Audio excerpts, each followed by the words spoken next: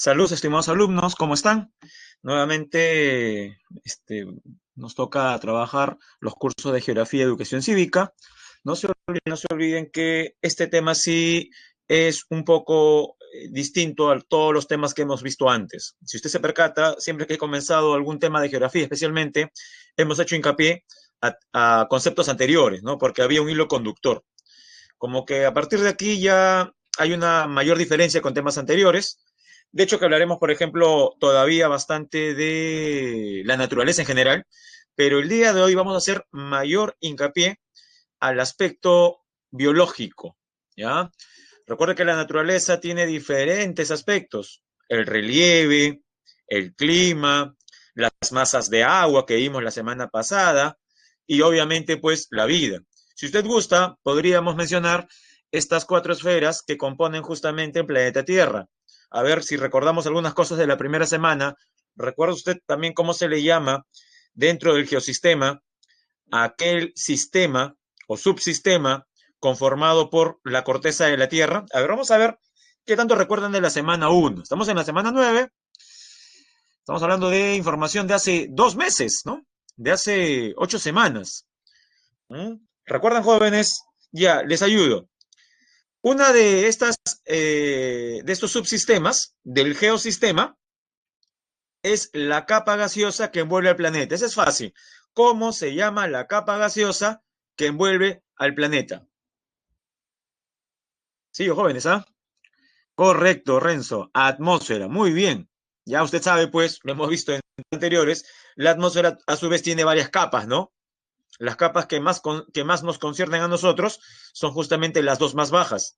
Y de esas dos, la troposfera, porque es la capa donde vivimos. Por encima de esta se ubica la estratosfera, donde está la capa de ozono. Pero recuerde que el clima y el tiempo solamente se dan en la capa más baja, en la troposfera. Muy bien. Pero también hay otro subsistema que está conformado por todas las masas de agua, y lo vimos la semana pasada. Inclusive dijimos que lastimosamente para la humanidad, en cuanto a consumo directo, esa mayor parte de aguas que hay en la Tierra se encuentran saladas, ¿no? O son principalmente saladas. Nos referimos a las aguas oceánicas. Esa se denomina, recuerda, la suma de todas las masas de agua. Nombre, fácil, ¿ah? Tenemos atmósfera y también tenemos, muy bien, Jesse, hidrosfera. En la hidrosfera, el 97% no se puede tomar por parte del ser humano. ¿Por qué? Porque el 97% de las aguas del mundo no se pueden tomar directamente porque son, muy bien, porque son saladas, se encuentran en los océanos. Ya explicamos inclusive al inicio que si bien es cierto hay plantas de desalinización, el proceso es caro, por tanto, eh, las personas tuviesen que pagar pues un precio mayor, ¿no? Por el costo de la tecnología invertido. Muy bien, tenemos entonces ya dos subsistemas, hidrosfera y atmósfera. Mencióname el tercero.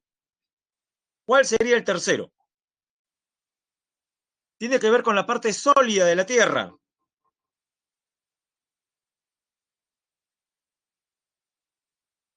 Eh, pero recuerde que he hecho una mención.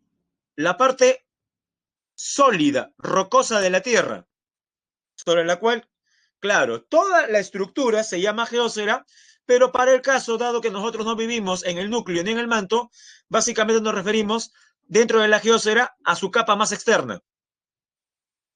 Esta capa, que está dividida en placas tectónicas, ¿recuerda cómo se llama? Geósfera es también una respuesta interesante, pero dentro de la geósfera hay núcleo, manto, corteza. Muy bien, litosfera. Ahí tenemos tres, ¿ah? Tenemos la litosfera, la hidrosfera, la atmósfera. De esos tres subsistemas ya hemos hablado en semanas anteriores. Hidrosfera la semana pasada. Atmósfera en 2 semanas. Vimos, por ejemplo, el tiempo y el clima, cambio climático, climas del Perú. Y también hablamos de la litosfera y sus formas, el relieve, ¿no? Geodinámica interna, geodinámica externa y relieve peruano. Hoy día vamos a comenzar a hablar de el cuarto subsistema. Profe, ¿cuatro subsistemas? Sí, se puede hablar de un cuarto subsistema, que se parece bastante a lo que mencionó Anthony. La ecosfera. La ecosfera. Sí, pero antes de hablar todavía de ecosfera, vamos a ponerle su nombre más sencillo. Jóvenes, ¿cómo le llamaríamos a la suma de todos los seres vivos? Porque cuando hablamos de ecosfera, eso ya implica relación entre. No, simplemente la suma de todas las plantas y los animales. Recuerde la misma terminación. Atmósfera, litosfera, hidrosfera. Correcto, Anthony. La biosfera. La biosfera es la suma de todos los seres vivos. Muy bien. Entonces, comenzaremos a hablar el día de hoy de la materia viva. Jóvenes, esta, recuerdo, fue pregunta de examen de admisión a San Marcos, pero allá por los años 80. Sí, hace muchísimo tiempo. Hace 4 décadas, jóvenes, pero vamos a ver si la hubiera respondido usted, ¿no? O de repente la respondió su papá o su mamá cuando postuló a la universidad. La pregunta es esta, sencilla, y es de biología, no de geografía, es de biología, pero tiene que ver con el tema. ¿Cuál es la unidad básica funcional de todo ser vivo? ¿Será el tejido? ¿El órgano? ¿El sistema como el digestivo? ¿El individuo? No, claro, ahí está la respuesta de Renzo y de Anthony. Muy bien, la célula. La célula es la unidad básica funcional de todo ser vivo, ¿no? Ortodoxamente se dice eso, ¿no? Salvo que nuevos estudios en biología me contradigan, pero creo que seguimos con esa respuesta, ¿no? La célula, la unidad básica. Usted diga, profe, ¿por qué menciona eso? Porque recuerde que en toda disciplina, en todo conjunto de conocimientos, hay que identificar la unidad básica de algo. Para a partir de esa unidad básica comenzar a qué cosa? A escalar y establecer niveles mayores de complejidad. Profe, no le entendí nada. Ya me refiero a lo siguiente. Si la célula es la unidad básica, ¿me puede decir cuál sería el segundo nivel? Se entiende que el segundo nivel sería el conjunto de células. Muy bien, es el tejido. ¿Estamos bien, ah? Felicitaciones a sus docentes de biología, ¿eh? No hay dudas ahí. Y el tercer nivel, jóvenes, primer nivel, la base, célula. El segundo nivel, tejido. El tercer nivel,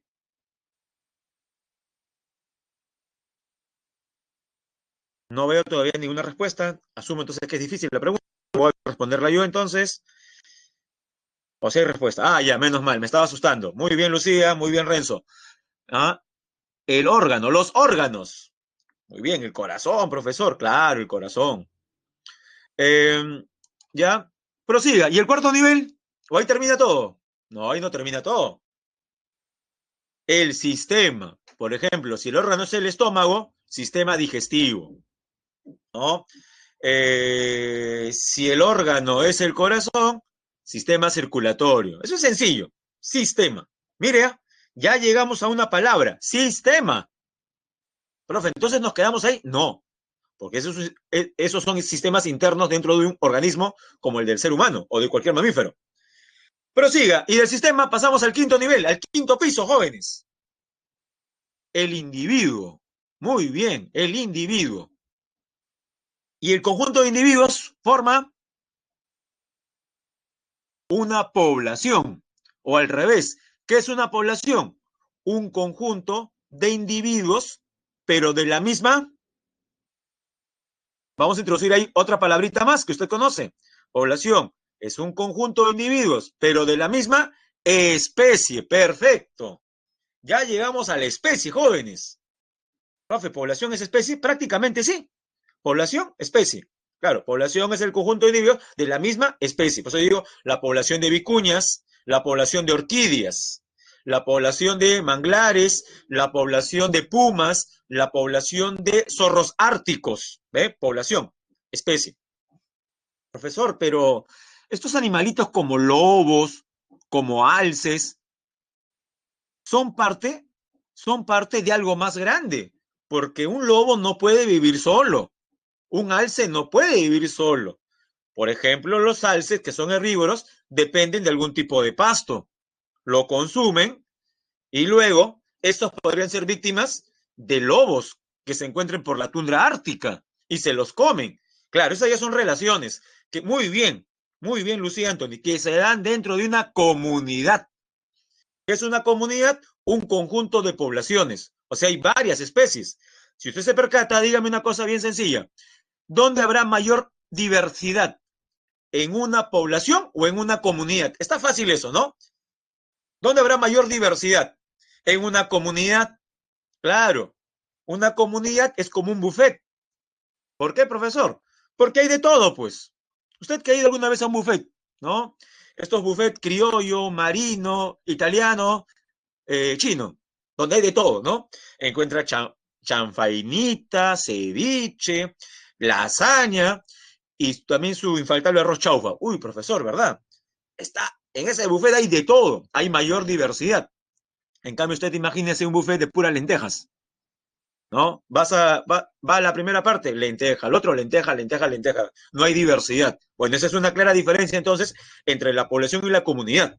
La comunidad, por su propia definición, es diversa, porque es un conjunto que agrupa diferentes especies, no solamente plantas, no solamente animales, sino combinados, plantas y animales. Muy bien, jóvenes, y ahora sí, llegamos a la respuesta que yo quiero que todas la den sin ningún tipo de dudas. ¿Y cómo se llama la comunidad de comunidades? El ecosistema.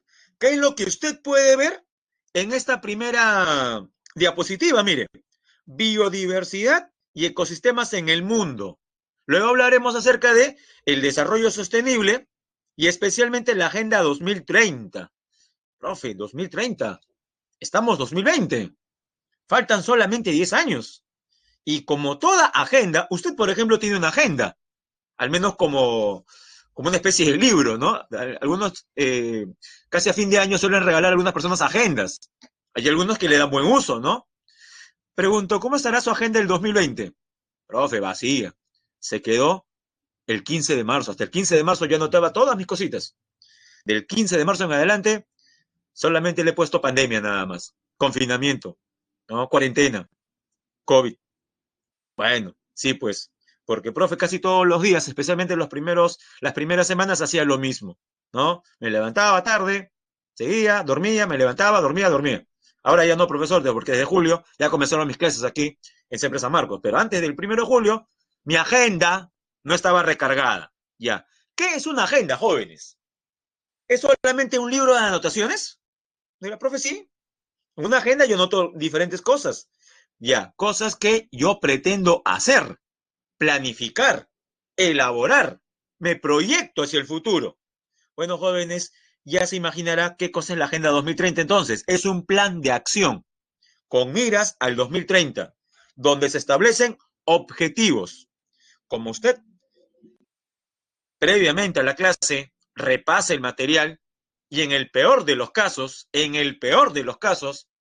revisa al menos títulos y subtítulos, está en condiciones de decirme qué significan estas siglas. A ver, los que sepan qué significan esas siglas pueden ir escribiendo. A ver, escriban, jóvenes.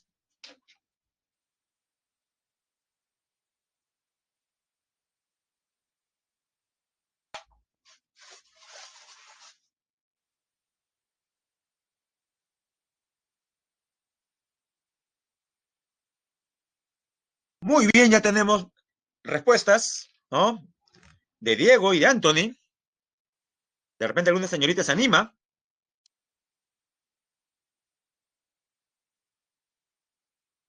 Muy bien.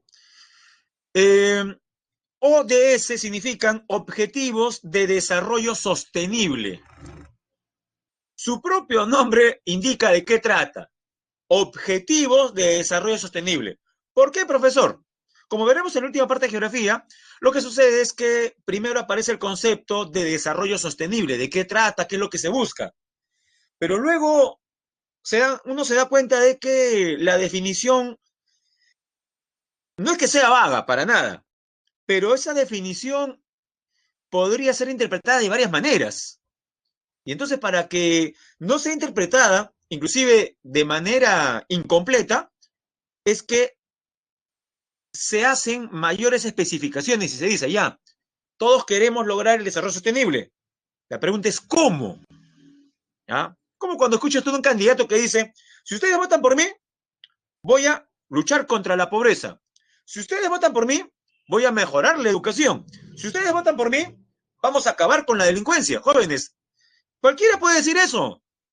Cualquiera puede decir eso, es muy sencillo.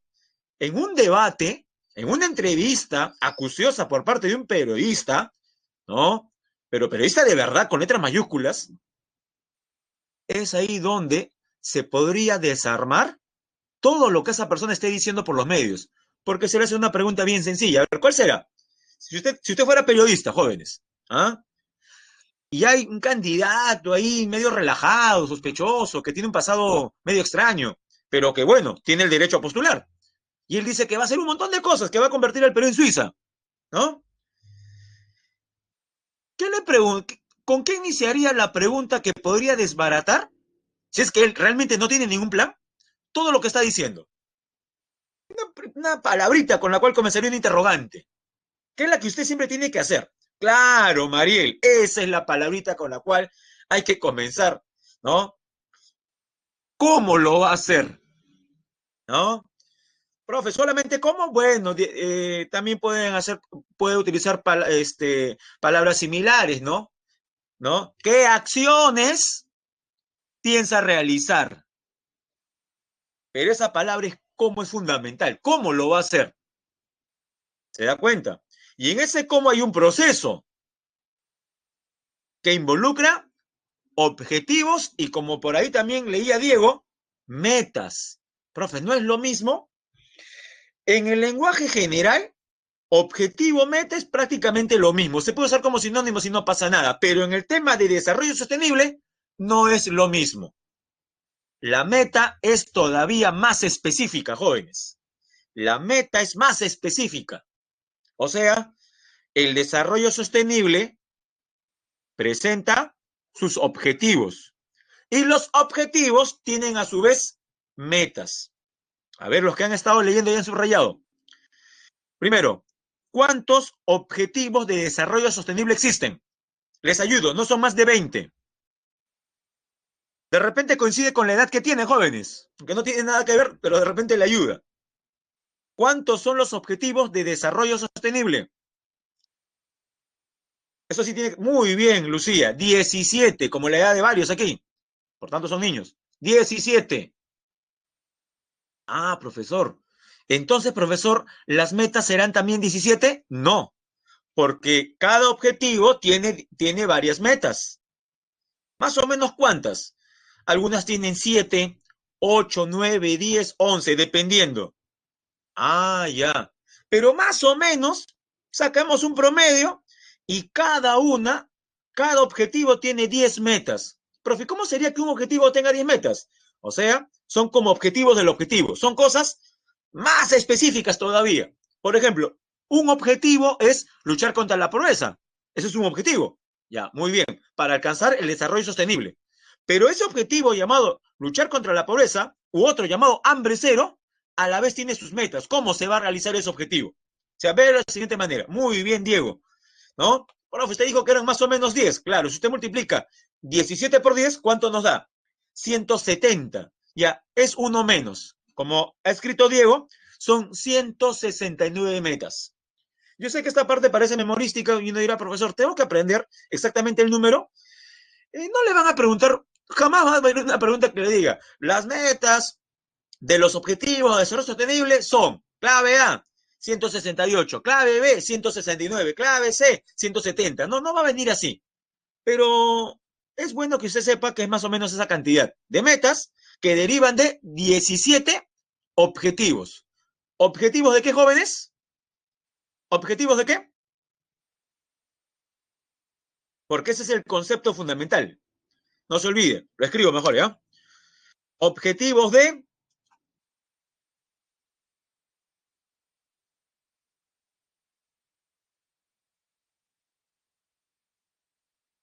Ahí está. Objetivos de desarrollo sostenible. Era, profe, ¿qué es eso? Ya. Eh, Hasta buena parte del siglo XX, este es un concepto nacido en el siglo XX, pero la mayor parte del siglo XX se ha priorizado por parte de las naciones, por parte de los estados, por parte de los políticos que dirigen, ¿no? los países, las instituciones, un tipo de desarrollo, que también lo voy a escribir.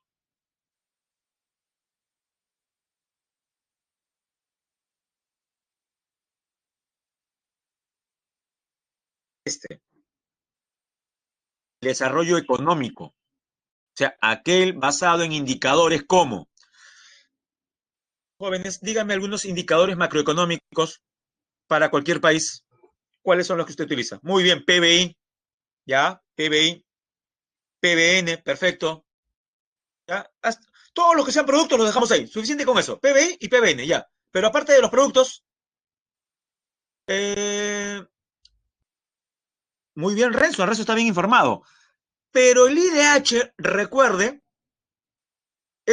lo veremos en el tema de demografía, ¿no? Pero ya que se mencionó, no puedo dejarlo así nada más y decir que eso no es. Bueno, en realidad no debería estar. ¿Por qué? Porque mi pregunta fue, ¿cuáles son indicadores macroeconómicos? O sea, netamente económicos. Profe, ¿qué? ¿El IDH no toma en cuenta la economía? Sí. Por ejemplo, el IDH para hacer sus análisis, sus estudios, pues, el IDH es un indicador en sí mismo. Usa el PBI, digo, el PBI, pero por persona, el PBI per cápita. Usted dirá, profesor, entonces, si es PBI per cápita, el IDH sí es un indicador macroeconómico, entonces, profesor. Ya, pero justamente por eso es que dice índice de desarrollo humano, porque lo humano no solamente es lo económico, también abarca lo educativo y lo social, la salud. El IDH, no se olvide, es PBI per cápita más tasa de alfabetismo, más tasa de escolaridad y más esperanza de vida. Como todavía no quiero atormentarlo con más datos, solamente diremos entonces que el IDH es la suma de la economía, la salud y la educación. Y la salud y educación, usted se percata, son más de carácter social que económico. Por eso es que el IDH no sería un indicador puramente económico, ¿no? Pero es interesante porque nos ha dado pie a hablar sobre esto. Entonces, cuando ya lleguemos al tema de IDH, creo que esto va a estar más claro, ¿no? Más recordaremos lo que escribió Renzo, ¿no? Nos ha ayudado bastante. Bien, muy bien, Anthony. Libertad económica también es importante. Hay un indicador de libertad económica, un coeficiente de libertad económica, ¿no? IPC, PIB per cápita que ya escribí. Claro, Diego Alonso dice, profesor, el ingreso per cápita, correcto, ¿no? El ingreso per cápita, la renta per cápita, muy bien. Y podemos seguir. Es más, jóvenes, yo les digo una cosa. Cuando yo tenía, pues, mis escasos 6, 7 añitos, 8 añitos, ah, quedaba yo embelesado revisando cuando podía la enciclopedia, el diccionario enciclopédico que me había comprado mi señor padre. Había invertido buena cantidad de su dinero. En esos tiempos las enciclopedias costaban mucho más de lo que la puede costar. Claro, porque solamente uno podía adquirir una enciclopedia en versión impresa. Ahora usted, jóvenes, tiene Wikipedia gratuito, puede descargar archivos en PDF, ¿no? Es más, alguien diría, profe, ¿ya quién compra libros de verdad? Si todo está en PDF. Eso de repente podría haber abaratado los costos de los libros impresos. Pero bueno, en los años 80, jóvenes, ¿ya? Quien habla tenía que eh, ver solamente libros impresos. Y recuerdo una editorial, un diccionario enciclopédico de título Salvat 1, de la editorial Salvat. Este diccionario, como enciclopédico que era, tenía la particularidad de, a diferencia del DRAE, del diccionario de la Real Academia, no tener solamente palabras y definiciones sencillas, sino que también cuando usted coloca, podía encontrar ahí nombres propios. Usted colocaba, por ejemplo, Perú y salía datos sobre el Perú, breves, obviamente. Y había una ficha para cada país. La primera parte de la ficha es como la que usted encuentra en un almanaque mundial. Te mencionan datos políticos y datos económicos. Y a mí me daba la curiosidad siempre de comparar países, ¿no? Miraba el Perú, su PIB per cápita, y yo veía, su tanta plata, pero luego decía, pero tendría que compararlo con otro país para ver qué tal estamos. Y comparaba, por ejemplo, a veces con Haití. Y sí, pues comparar nuestro PIB per cápita con Haití nos hace quedar muy bien. Pero luego la comparaba con Canadá o con Australia. Y ya se imagina pues la depresión que a uno le entraba. la gran diferencia que tenía, ¿no?, la renta de Australia con la renta del Perú. Bueno, le diré, siempre se creyó que solamente mirando indicadores económicos se podía hablar de desarrollo. Es más, hablar de desarrollo antes era hablar de desarrollo económico. Era prácticamente pues una redundancia decir desarrollo económico, porque se asumía que el único desarrollo es ese. Pero jóvenes, si un modelo se basa solamente en la economía, entonces, ¿qué va a primar? La depredación de los recursos naturales. Con tal de llegar a cubrir las metas, los objetivos de los políticos, ¿correcto? Se podría correr el riesgo de contaminar, depredar, exterminar la naturaleza, con tal de conseguir materias primas. Y sí, es verdad. Si usted depreda, por ejemplo, la selva amazónica, consigue la madera, extrae oro, muy bien. Nuestros indicadores económicos van a mejorar. Aumentará la producción, aumentará la renta per cápita, todo muy bien.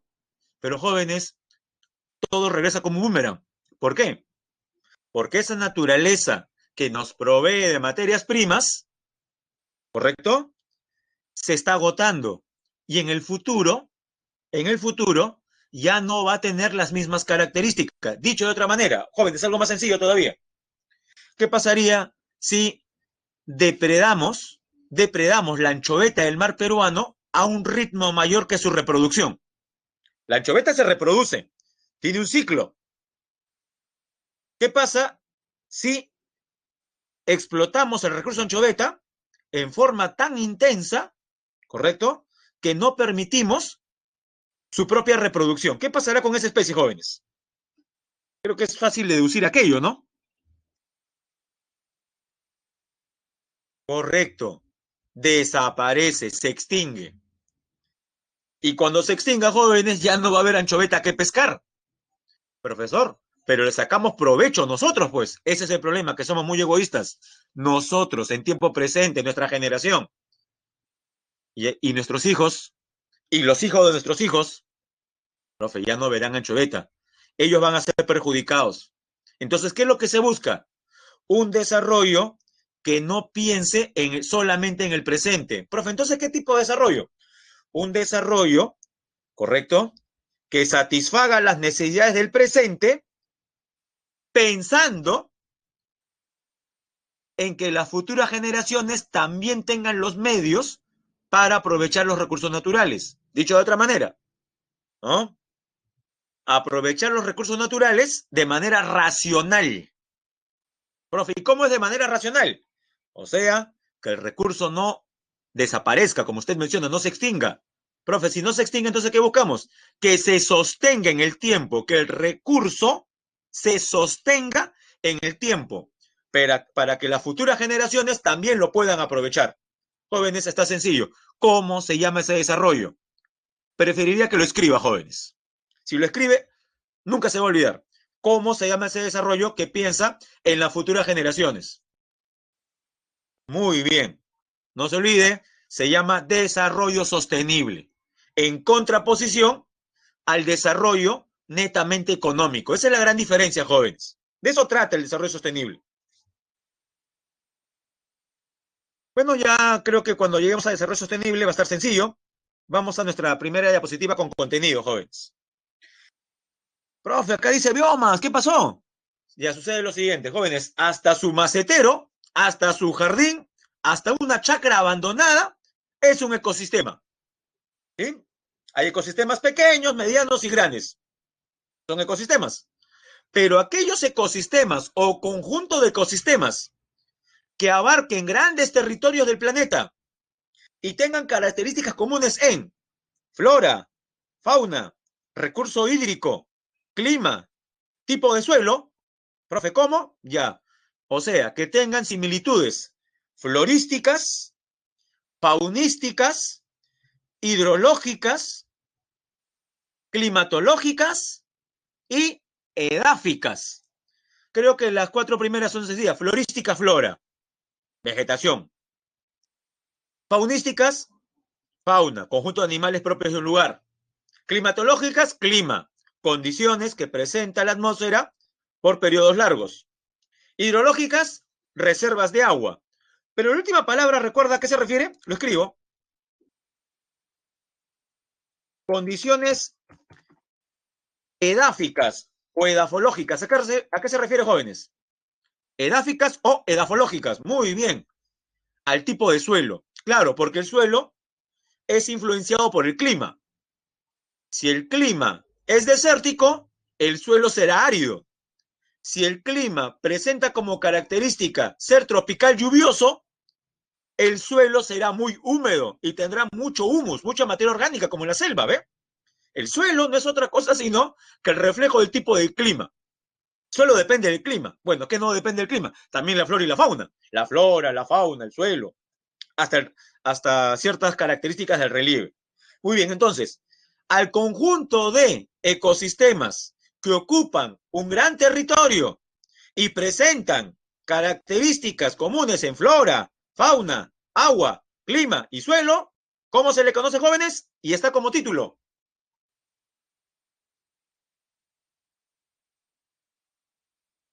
Muy bien, se le conoce como biomas. Profesor, pero yo he buscado en Wikipedia sabana y dice que es un ecosistema. Total, también es un ecosistema. Así que no hay problema. Pero si usted quiere ser más riguroso, en realidad sería un bioma. Como que usted diga, ¿no? Un perrito, te dice, ¿es un mamífero? Sí, es un mamífero. Pero dentro de los mamíferos hay varios tipos, ¿no? ¿Qué tipo de mamífero? Es un canino. Ah, ¿verdad? Porque usted diga que un perro es un canino, no deja que sea un mamífero. Y viceversa. No es exclusivo. Entonces, vamos a verlo como biomas, ¿ya? Dice, sobre la superficie terrestre existen grandes espacios con similares condiciones climáticas, lo que determina entre ellos semejanzas ecológicas, con presencia de comunidades de animales y plantas comunes. Estos espacios son denominados biomas, como ustedes pueden ver ahí. Ahí está. Tipo de biomas según el clima. Climas cálidos, bosque tropical, sabana. Bosque tropical es lo que usted conoce como selva. Climas secos, el desierto. Climas templados, bosque templado, pradera, estepa. Las estepas son tipos de praderas. Climas fríos, taiga, tundra, alta montaña como las cordilleras y las propias regiones polares.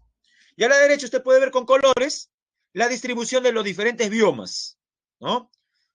Por ejemplo, de amarillo aparecen las sabanas tropicales, de, de color violeta oscuro, las tundras, tanto árticas como alpinas, de color rojo, las selvas tropicales.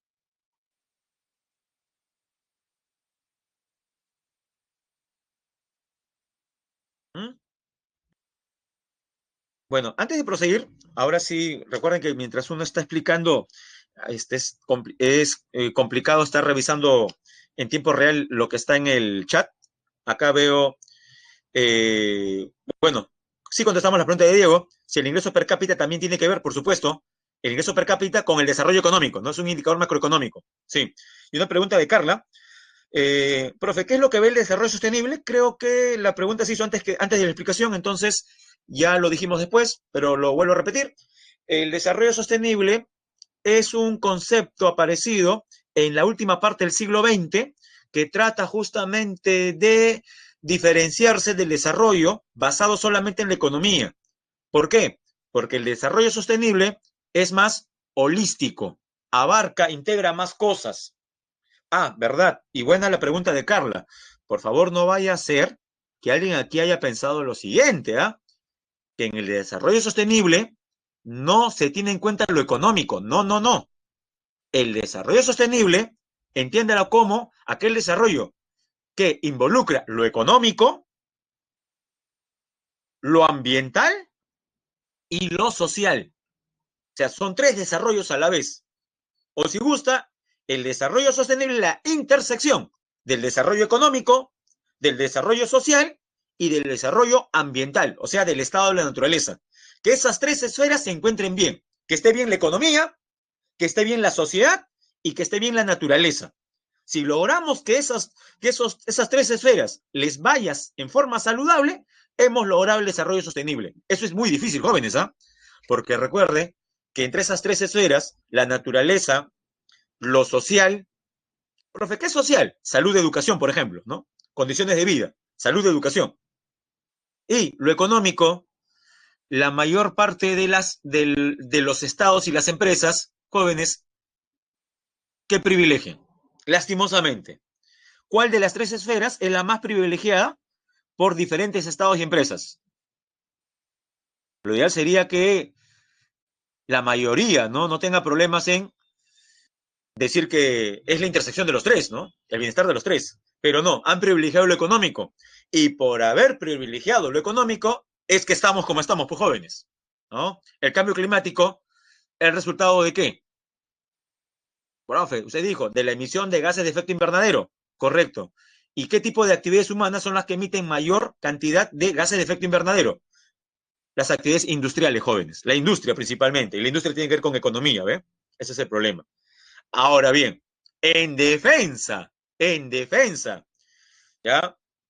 De las mentes, las luminarias del siglo XVIII, XIX y parte del XX, ¿no?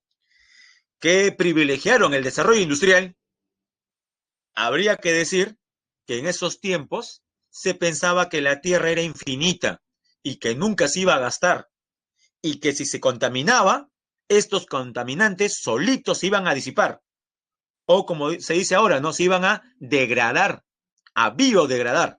O sea, la Tierra es tan sabia que solita se aplica su propia vacuna ante la contaminación.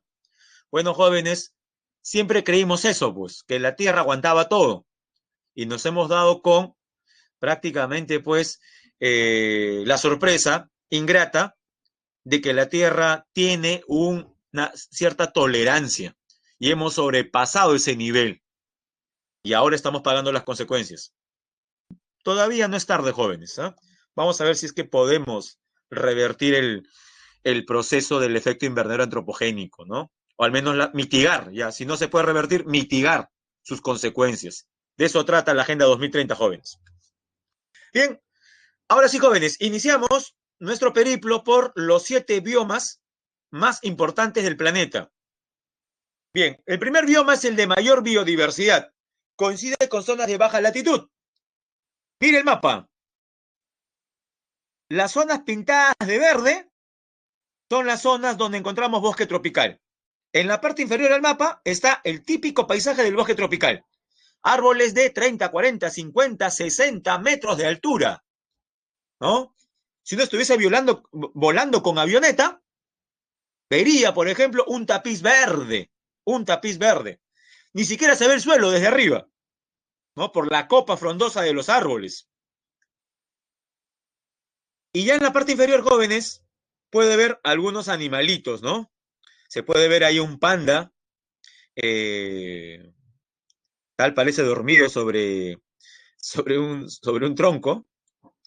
Vemos también al tucán, al tigre. Profe, el tigre no es de la sabana.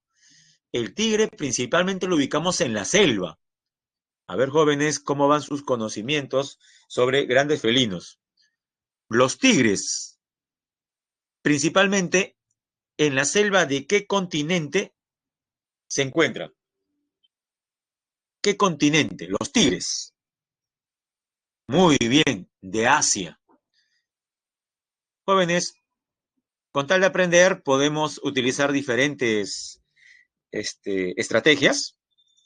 Recuerde su lectura, recuerde su visualización en película, ya, de la obra El libro de la selva. ¿Recuerda? El libro de la selva, Mowgli, el jovencito criado por lobos y perseguido por ya se me olvidó el nombre del tigre, ¿no? Había un tigre que se lo quería comer, ¿no? ¿Recuerda? Ya. Todo eso ocurre justamente en el bioma llamado bosque tropical, pero no de Sudamérica. O sea, no es selva amazónica. No es tampoco la selva de África. Es la selva de la parte sur de Asia. Profe, ¿y en qué países encontramos esa selva? En la India, Bangladesh, China, Tailandia, Vietnam, Indonesia. O resumimos, India, China e Indochina, la península. Esa zona tiene bastante bosque tropical. Características jóvenes. Ubicación. Lo encontramos entre los 0 y 10 grados de latitud norte y sur. Jóvenes, a ver, una pregunta que tiene que ver con la semana número 2 y hasta 1 también. Si un lugar se ubica entre 0 grados y 10 grados, ya sea norte o sur, es un lugar de alta, mediana o baja latitud. Muy bien, de baja latitud porque está cerca al Ecuador. No se olviden, los bosques tropicales se ubican cerca al Ecuador, en zona tropical. Ahora, usted que tiene vista de halcón, jóvenes, ¿me puede decir cuál de esos tres continentes, América, África o Asia, tiene mayor bosque tropical?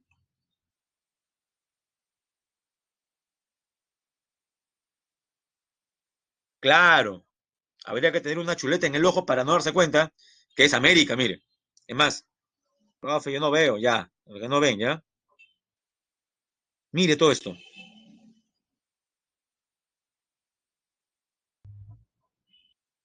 Jóvenes, y entre la selva que hay en América Central y la selva que hay en Sudamérica, ¿dónde hay más? ¿En qué parte de América hay más selva? ¿Centro o sur? Sur. ¿Tiene nombre propio esa selva? ¿Que abarca Perú, Brasil, Bolivia, Colombia? Sí, ¿por qué?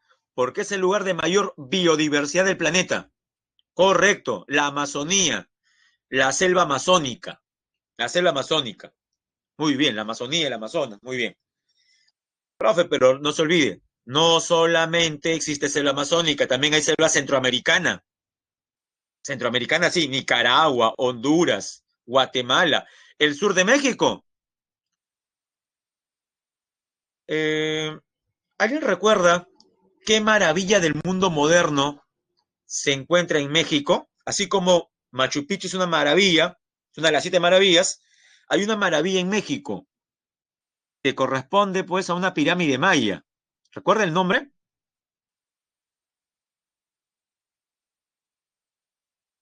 Uy, profe, está en maya, suena medio raro, sí, ¿no? Pero sí saben escribir, ahí está, ¿ve? Chichen Itza. Usted que ha visto un montón de fotos de Chichen Itza, ¿qué destaca del paisaje? ¿Solamente la pirámide? ¿De qué están rodeadas Chichen Itza y el resto de pirámides? De abundante vegetación. Ya, eso es selva también. Pero claro, no es selva amazónica. Esa selva justamente centroamericana que llega hasta el sur de México. Toda esa parte es selva también. Hay selva en el centro de África. A ver, dígame el mamífero más grande de la selva africana. Y por su mayor corpulencia sería el rey de la selva, jóvenes. Le correspondería el título del rey de la selva. Por favor, cuidado con lo que va a escribir, ¿ah? Además, hasta me da miedo mirar ya. Voy a tapar los ojos, creo. Cuidado con lo que va a escribir. ¿Quién sería realmente, tomando el tamaño que tiene este mamífero, considerado el rey de la selva? Por favor. Si alguien estaba escribiendo el león, no, nadie ha escrito, menos mal el león. Ahí ya sí, habría que... ¿Se puede sacar alumnos acá? Sí creo, ¿no? No, no, no, jamás lo sacaríamos, ¿ya? Profe, George, ¿cómo que George? No, ya. Anthony, Joshua, menciona... Ah, sí, han puesto león, ¿ah? Ahí han puesto león. Me imagino que Carlos está bromeando, ¿no? Está bromeando. Jóvenes, menos mal que he hecho la pregunta. Yo no pensaba ni hacerla, pasar a la siguiente. Jóvenes, el hipopótamo, que he visto por ahí. El elefante y el león no son de la selva. No son propios de la selva.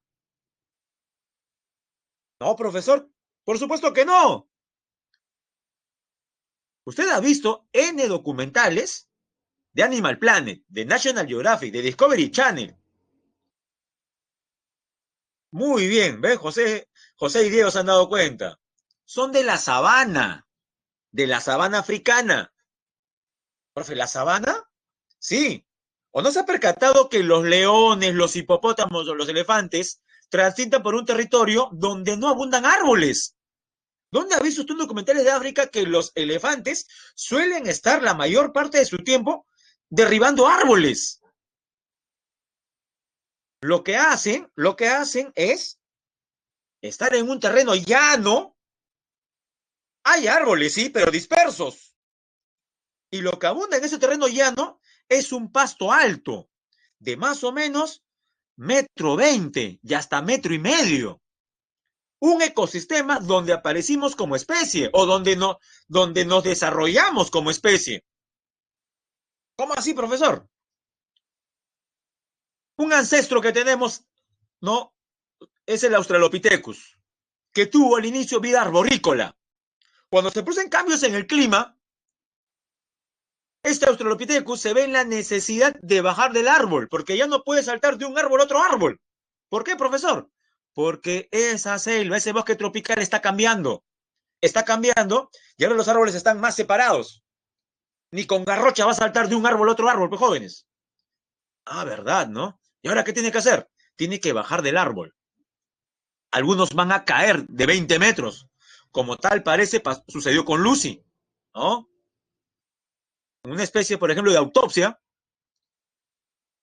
tengo entendido que tal parece que Lucy murió producto de la caída de un árbol a gran altura. ¿Y por qué buscaban, profesor, bajar? Porque ya se había acabado el alimento en el árbol donde estaban, tenían que bajar y tenían que buscar otro árbol. Y en ese ir de un árbol a otro árbol, tuvieron que transitar por la sabana, por pastizales. Y estando en la sabana, jóvenes, con pasto de más de 1,20 m, su locomoción en 4 extremidades tenía un problema. ¿Cuál será, jóvenes? Imaginen usted movilizándose en 4 extremidades y el pasto es de 1,20 m. ¿Cuál será el inconveniente? Ahora vamos a ver las respuestas. Muy bien, la visión. Antes de seguir explicando, hay una pregunta de Oriana. Profe, ¿y el tapir? El tapir sí es de la selva, pero no africana. ¿Ya? El tapir es de la selva sudamericana, es de la Amazonía. Lo encontramos tanto en la selva alta como en la selva baja. Pero su región propia es más la selva alta en el Perú. ¿Ya? Es de la selva en todo caso. Bien. Ah, ¿verdad? ¿No, profe? Nos ha dejado con la duda. Entonces, ¿cuál es el animal que podría ser considerado rey de la selva? Joven, no hay para comenzar, no hay ningún rey. ¿Ah? Esas son denominaciones que nosotros hacemos. ¿Ya?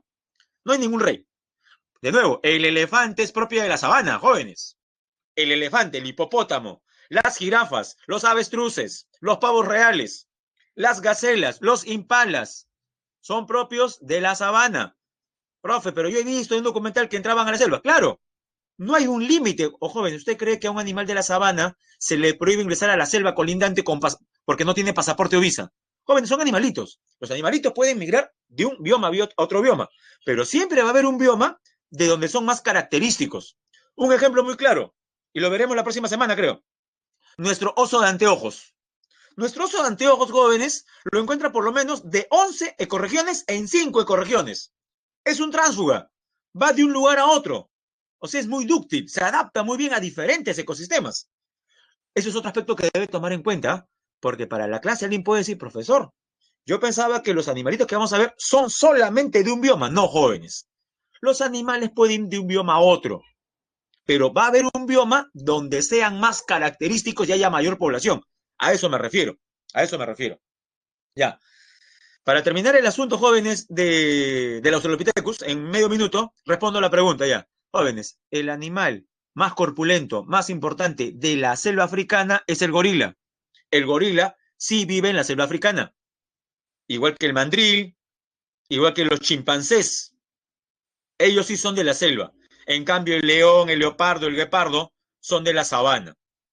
Ahora, para terminar mi alocución con respecto a lo que me hablaba acerca de el Australopithecus. Jóvenes, por ahí muy bien mencionó Anthony que el problema que tenían los primeros Australopithecus al transitar por la sabana era la visión.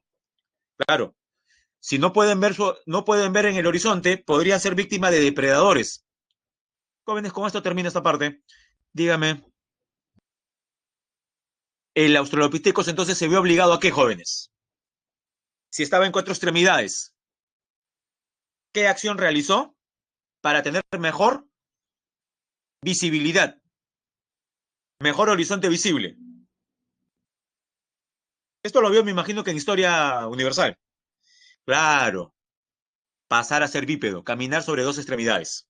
Eso ocurrió en la sabana, pues jóvenes. Eso pasó en la sabana, que es el ecosistema que veremos después. Es más, jóvenes, hay un animalito en la actual sabana africana de pequeño tamaño y a pesar de pararse en dos extremidades, no logra ver el horizonte visible, pero utiliza su larga cola, la enrosca como si fuera un resorte y sobre esta cola, no, a manera de resorte, logra, por ejemplo, ¿no? A ver, los que están viendo, por ejemplo, la pantalla, a ver, mire, todo lo que tengo que hacer para que entiendan, ¿ya? De lo que están, por ejemplo, ahí escondidos bajo la maleza, agarra y se impulsan con la cola y levantan el cuello y por fin pueden observar.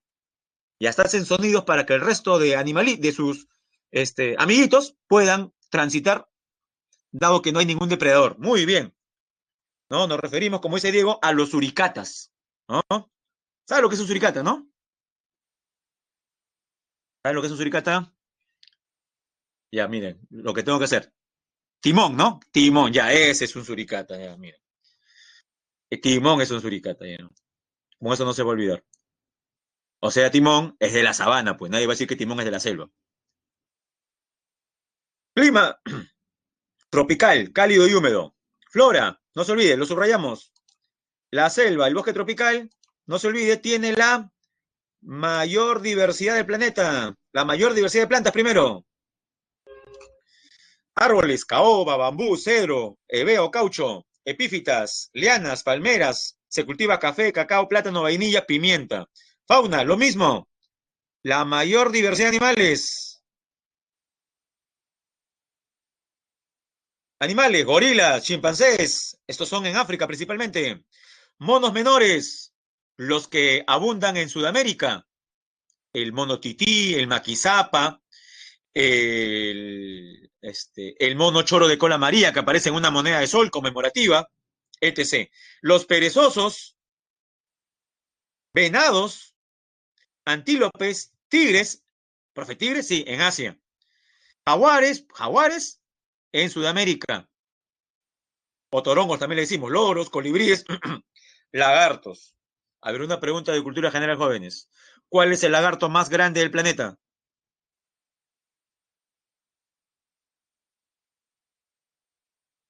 No diga su tío, ¿ah? Por favor, con respetos. El lagarto más, porque si digo, el lagarto más grande que usted conoce, sí, pues, ¿no?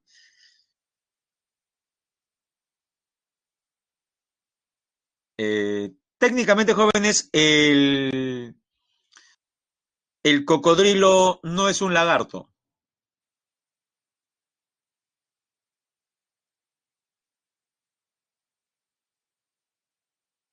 Ya no se olvide, el lagarto más grande del mundo habita en el sudeste de Asia. ¿Dónde? En Indonesia. Indonesia es un archipiélago formado por más de 7.000 islas. Ajá, muy bien, Julio, muy bien, Juan. Ahorita lo dice, profe, una iguana. Ya esta es como una iguana gigantesca, pero venenosa. Aplica guerra bacteriológica. No se ha visto imágenes del dragón de Komodo. Ese es el lagarto más grande del planeta, el dragón de Komodo. Se llama Komodo porque habita en una isla de Indonesia llamada así. Y obviamente no es dragón, ¿no? Pero es el nombre que le han dado por su apariencia, dragón de Komodo. Y cuando digo que aplica guerra bacteriológica, si ha visto los documentales, lo que hace es morder a alguna vaca, algún rumiante, y enfermarlo, ¿no? Enfermarlo. A sabiendas que el animal va justamente a ser víctima de las enfermedades transmitidas, luego lo que es el dragón de Komodo, como es una isla, regresar al lugar de origen, luego de 2 días, y encontrar a la vaca muerta y comérsela. Un carroñero, en otras palabras. Acción del hombre en la selva. Destrucción del hábitat con fines principalmente agrícolas. Eso lo explicamos la otra vez. Jóvenes, la mayor causa de la deforestación es que existen personas que queman el bosque para aumentar la frontera agrícola, para sembrar varias cosas. La contaminación del agua por la minería y la extracción petrolera y la actividad forestal comercial. Bien, jóvenes, pasamos al segundo bioma que va a ser más sencillo. ¿Por qué? Porque ya hemos hablado bastante. Ubicación. Subrayamos entre 15 y 25 grados latitud norte y sur. O sea, también es zona de baja latitud, jóvenes, ¿ah? Se ubica cerca de los trópicos. También es zona de baja latitud. ¿Dónde lo encontramos? África, Sudamérica, India y Australia. Australia sí, en Australia están los canguros, por ejemplo. Clima tropical, pero a diferencia del bosque tropical de la selva, en la sabana existen dos periodos bien marcados. Un periodo donde llueve bastante, llueve muchísimo, y otro periodo de sequía. Si no recuerden, jóvenes, pero vamos a ver si recuerdo. Creo que sí va a recordar esto. Usted me imagino que vio el Rey León, ¿sí o no? Ya está. ¿Recuerda usted en qué situación muere el papá de Simba? Aunque no lo crea, eso le va a ayudar a entender lo que estoy diciendo.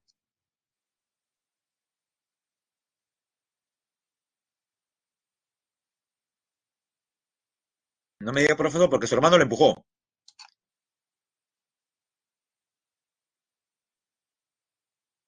Si bien es cierto su hermano, no propicia que se caiga, luego la caída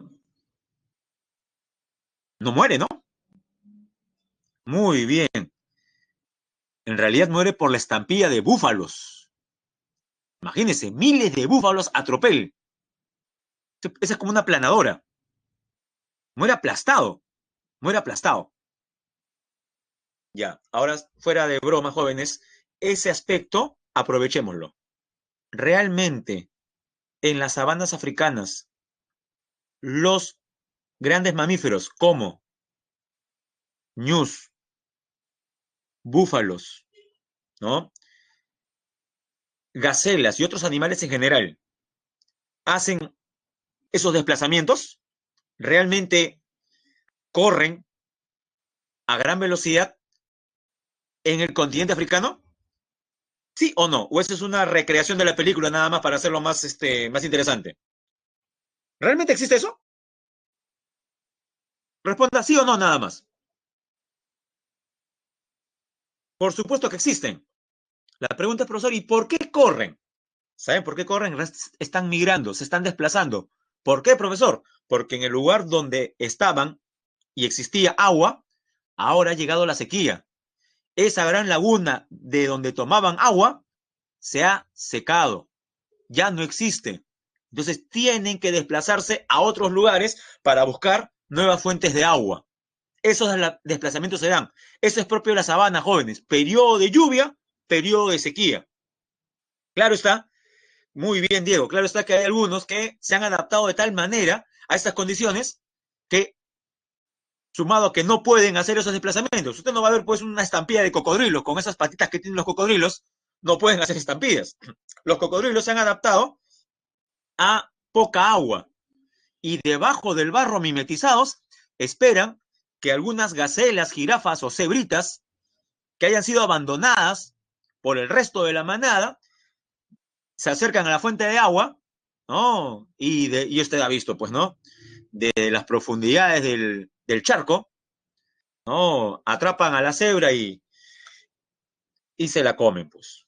Eso es propio de la sabana. Miren, ahí está la sabana, la jirafa, el hipopótamo, los leones, los elefantes, búfalos, y si no me equivoco, cebras, ¿no? Cebras. Flora, predominan las hierbas. Dato importante, predominan las hierbas.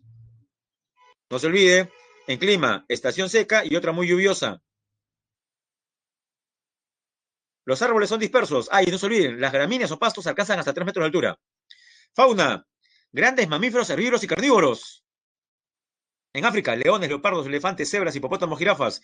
En Australia, canguros y aves como el emú. El emú es una especie de avestruz australiana. En América del Sur, el carpincho ronzoco, que es el roedor más grande del mundo. El oso hormiguero, venados y tucanes. Acción del hombre, actividades agropecuarias, incendios provocados en los campos, la caza ilegal especialmente en África, por el marfil de los elefantes, por las pieles de leopardos y por el cuerno de rinocerontes. El sobrepastoreo.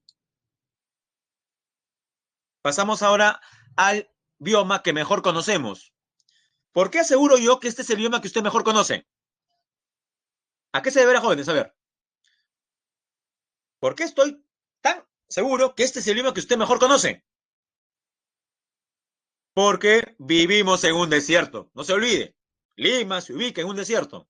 Ah, hay un dato que creo que nunca le mencioné a lo largo este, del ciclo. Creo que no. Jóvenes, Lima es la segunda ciudad más grande del planeta, ubicada en un desierto. Estamos a 1 millón nada más de llegar a ser la primera ciudad. La primera es el Cairo, capital de Egipto, a orillas del río Nilo. El Cairo tiene poco más de 11 millones de habitantes.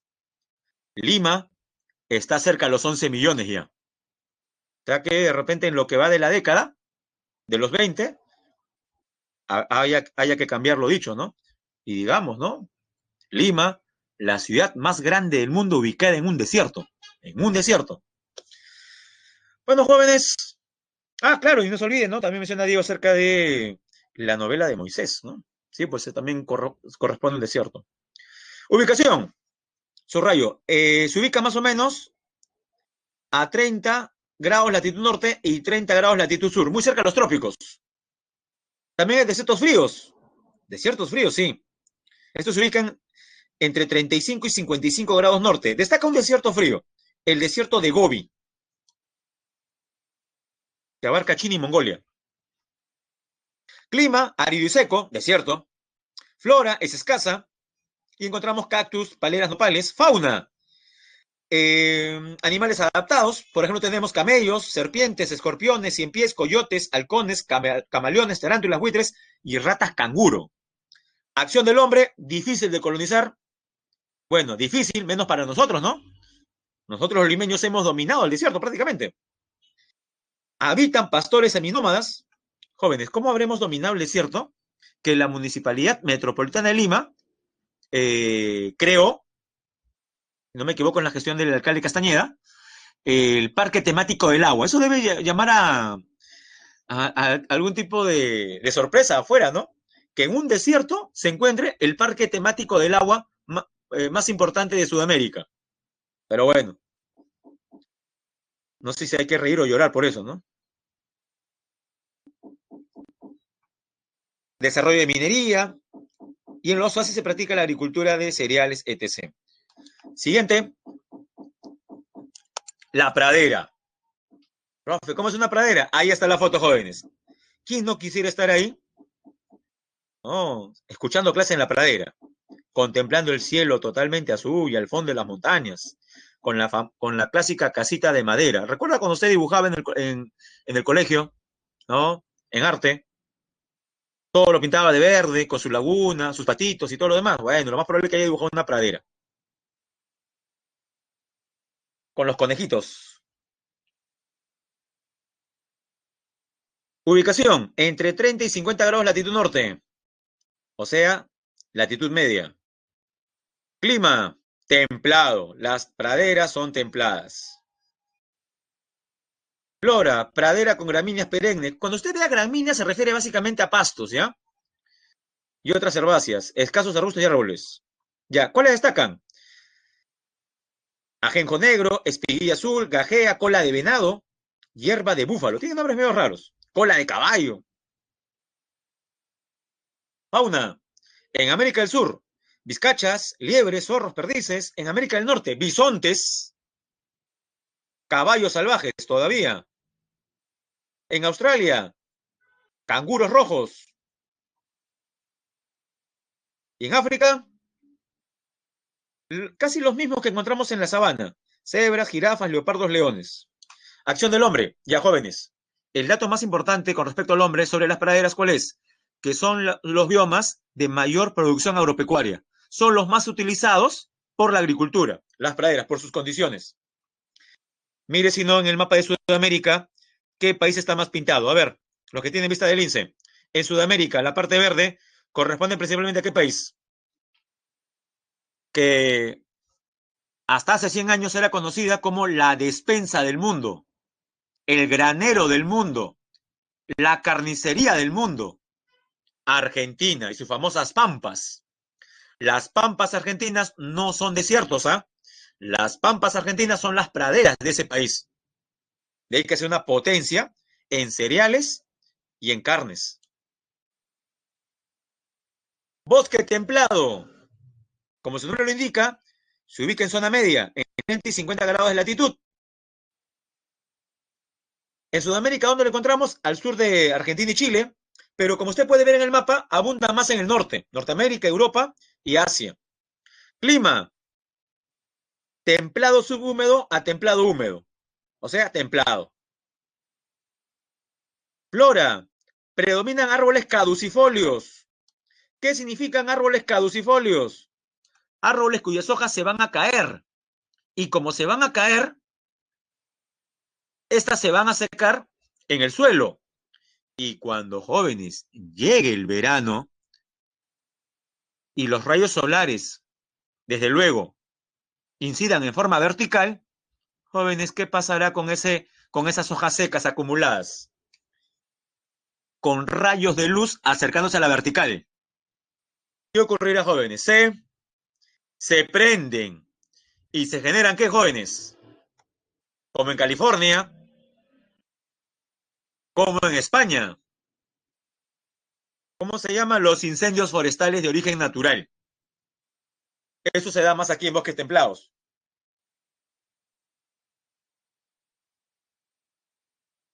Bien, no se olvide. Árboles caducifolios, robles, hayas, arces, nogales, fresnos, castaños. Fauna, ardilla gris, ciervos de cola blanca, lobos, liebres, mapaches. Los mapaches son infaltables. Cigarras, topos, linces, zorros. Acción del hombre. Ya.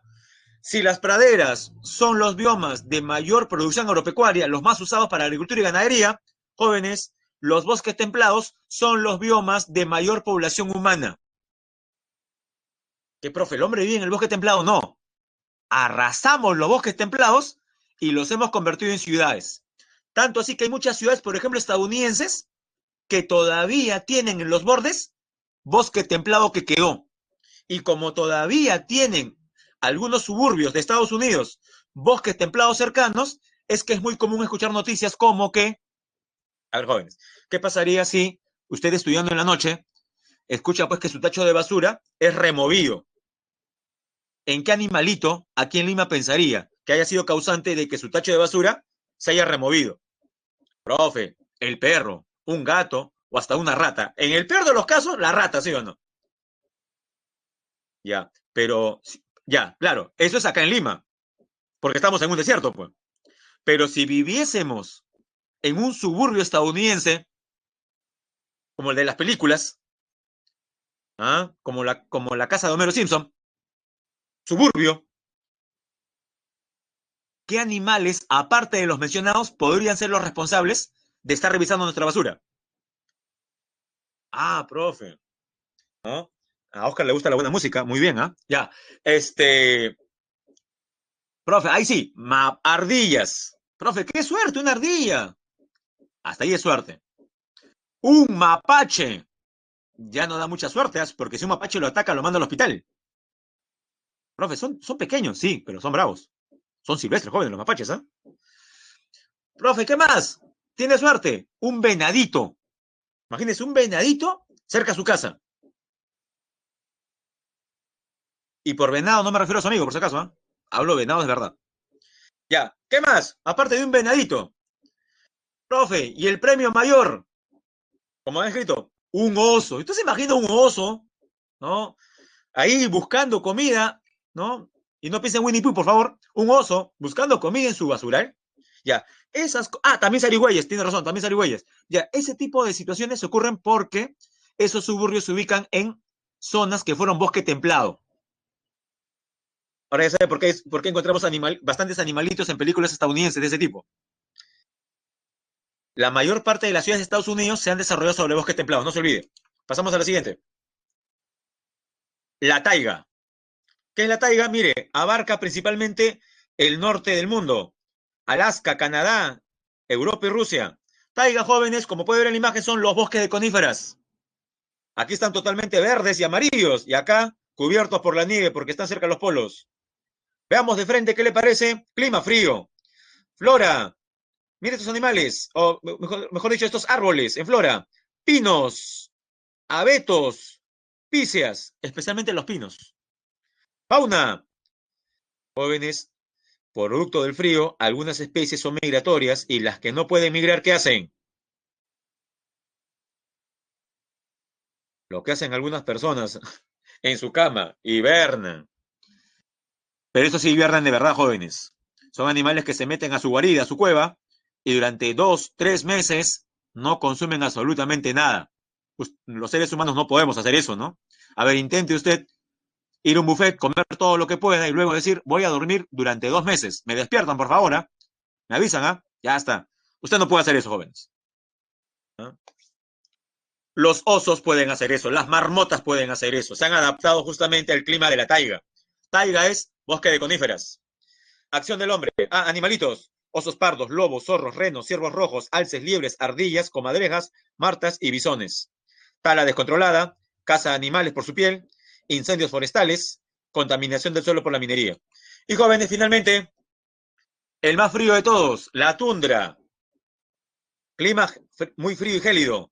Flora, poca flora, musgos, líquenes, pastos, juncias, gramíneas. Fauna, interesante, renos, caribúes, zorros árticos, lobos, bueyes almizcleros, osos polares, o sea, osos blancos, y algunas aves. Recuerde que así como hay tundra ártica, la tundra de montaña se llama alpina, donde encontramos cabras montañeses y ovejas.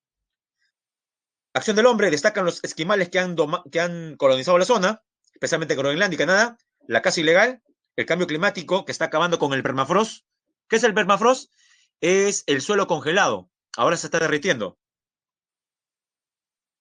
Y jóvenes, para pasar a las preguntas, no se olvide lo que explicamos al inicio. ¿Qué es el desarrollo sostenible? Es utilizado por primera vez por la Comisión Mundial sobre el Medio Ambiente. O sea, el nacimiento de este concepto, de este término, se da en 1987. Comisión Mundial sobre el Medio Ambiente y el Desarrollo de la ONU.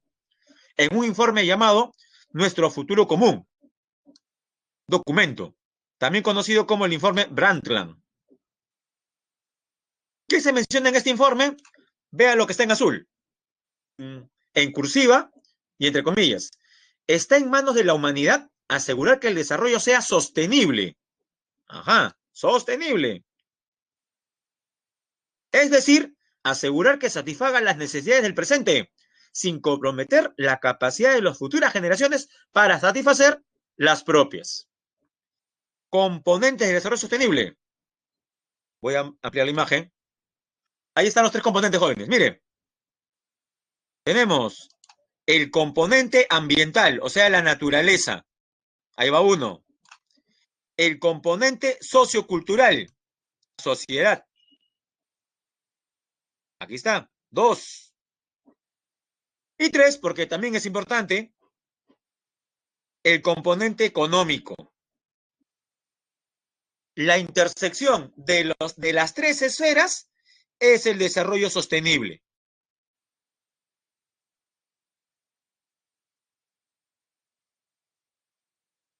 Creo que esta parte estaba sencilla. Evolución del término desarrollo sostenible, del concepto.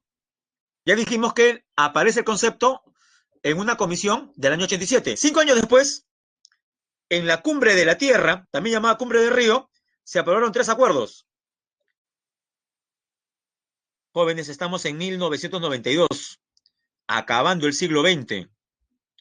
¿Cómo habría que llamarle al informe, al plan, a la agenda con miras al siglo XXI? Es como decir, ¿no?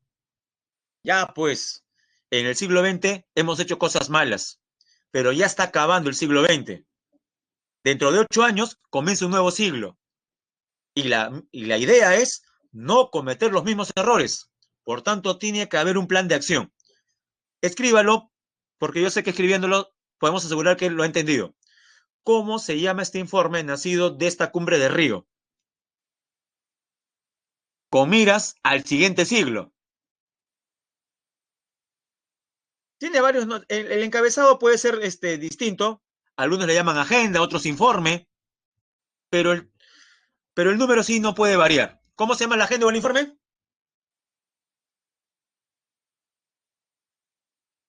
Ya no se olvide. Le puede llamar Agenda 21 o Informe 21. Luego, 20 años después, jóvenes, de Río, también llamado Río más 20, 2012, se aprobó un plan de acción llamado El futuro que queremos, donde se postula una economía verde, luchar contra la pobreza y mire, reconocimiento de la importancia y la utilidad de un conjunto de objetivos de desarrollo sostenible. O sea, aquí aparecen los ODS, los Objetivos de Desarrollo Sostenible, basados en la Agenda 21. O sea, hasta ahora, ¿qué cosa teníamos? Solamente la Agenda 21. En la cumbre Río más 20 se van a apuntalar, se van a mencionar qué objetivos deben tener este tipo de desarrollo.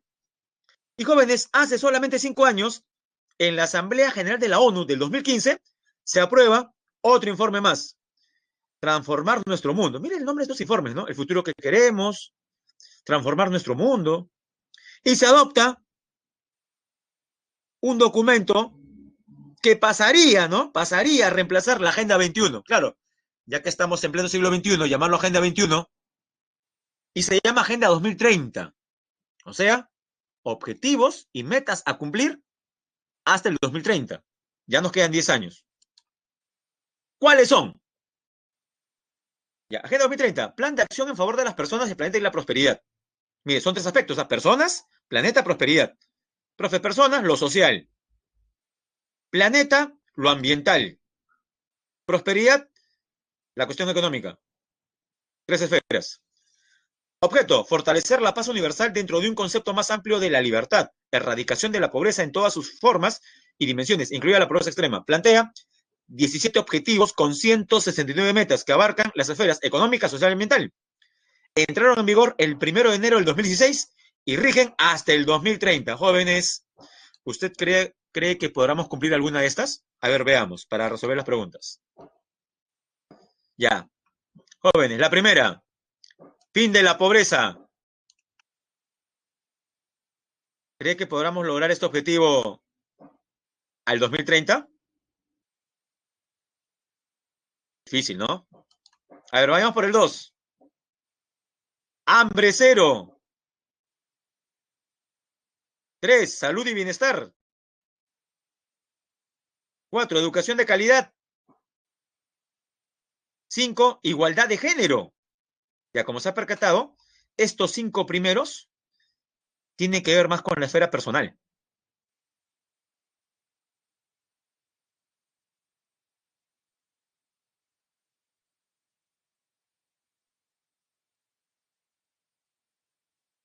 Luego, energía, 7, energía renovable.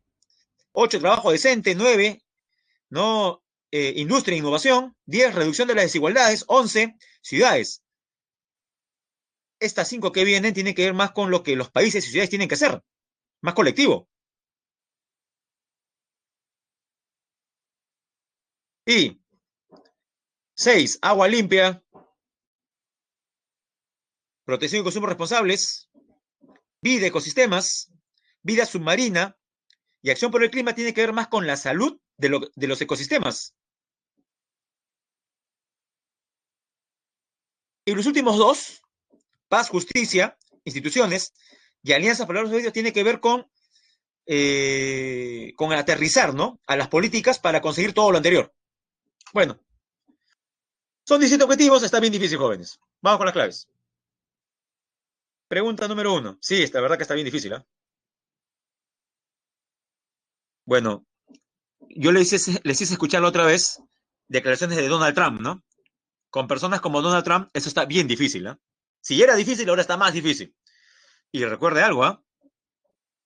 En noviembre podría reelegirse Donald Trump, ¿ah? Cada vez Trump acorta la diferencia con su rival, Joe Biden. Jóvenes, estas elecciones no solamente son importantes para son importantes para el mundo. Hay que estar presente en lo que ocurra el 2 de noviembre. Falta poco ya, mire, 2 de noviembre. Estamos a menos de 2 meses de elecciones en Estados Unidos. Parecía que Donald Trump perdía la reelección, porque había mucha diferencia, por lo menos 15 puntos. Usted revisa, jóvenes, y ahora usted en algunas encuestas ve que Trump está a solamente 7, 5 y hasta 2 puntos del rival Biden, ¿eh? Así que, bueno, podría ser reelegido. Perú y la Agenda 2030, jóvenes. 4 artículos tratan sobre ese tema. El artículo 66, acerca de recursos naturales renovables y no renovables. El 67, el Estado determina la política nacional del ambiente. El 68, el Estado está obligado a promover la conservación biológica de la diversidad biológica. Y el 69, el Estado promueve el desarrollo sostenible de la Amazonía con una legislación adecuada.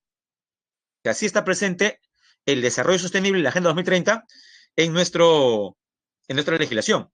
Es más, mire, bajo el liderazgo del CEPLAN, el Estado peruano ha iniciado la actualización para cumplir las metas y objetivos hacia el 2021.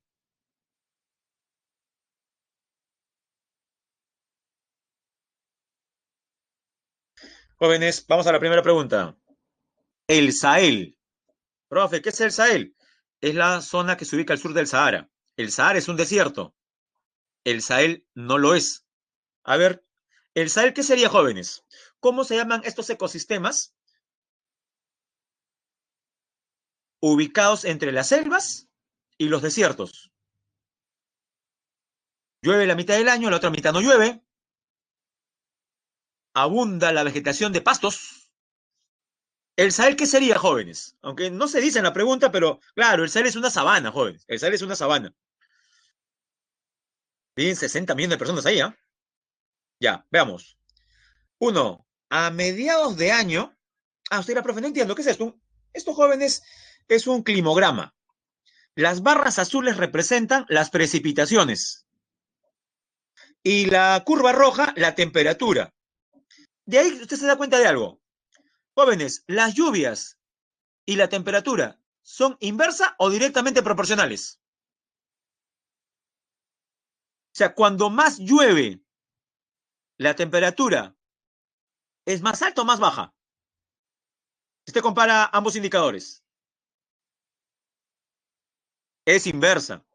Claro, ese es propio de la sabana. Ese es propio de la sabana. Dice, a mediados de año, mira, acá está la mitad de año, se registran los valores más bajos de pluviosidad. Jóvenes, jóvenes, ¿qué significa pluviosidad? Sinónimo,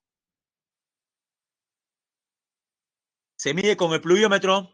La pluviosidad, ¿a qué se refiere? Muy bien, a la lluvia, a la precipitación. Se le está diciendo, a mitad de año se registran los valores más bajos de lluvia. Eso es verdadero, ¿no? Y acá está, es verdadero.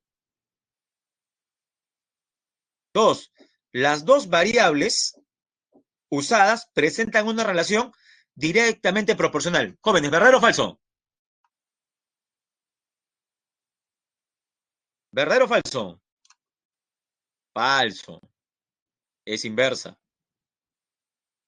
Tres, la temperatura y la precipitación favorecen el crecimiento de pastizales. Verdadero. En la segunda mitad del año, o sea, la segunda parte, la temperatura muestra una tendencia creciente. Jóvenes, en la segunda mitad del año, ¿qué pasa con la temperatura? ¿Aumenta o disminuye? Mire, mire la curva. En la segunda mitad del año, la temperatura aumenta o disminuye. como usted puede darse cuenta en la curva, disminuye. O sea, no es creciente. Por tanto, también es falsa. La clave correcta, entonces, ¿cuál sería?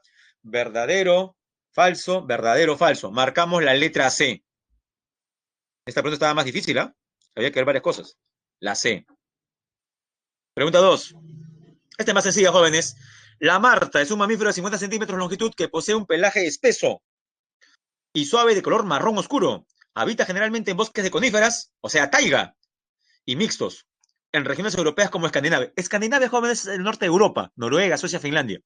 Sin embargo, esta especie es amenazada. Principalmente, ¿por qué? Jóvenes, ¿cuál es el peligro que amenaza a este animalito? La clave sería la letra B. Marcamos la B. Muy bien. Claro, la B. La caza dirigida a la obtención de insumos para la industria peletera. Profe, no entiendo. Pieles, la industria de pieles. La marta, el bisón, son muy cotizados. 3. La Tierra contiene una variedad de plantas con estructuras que acentúan su sobrevivencia y crecimiento bajo diferentes condiciones ambientales. A ver, relacionemos. Bosque tropical, ¿con cuál? Con la B.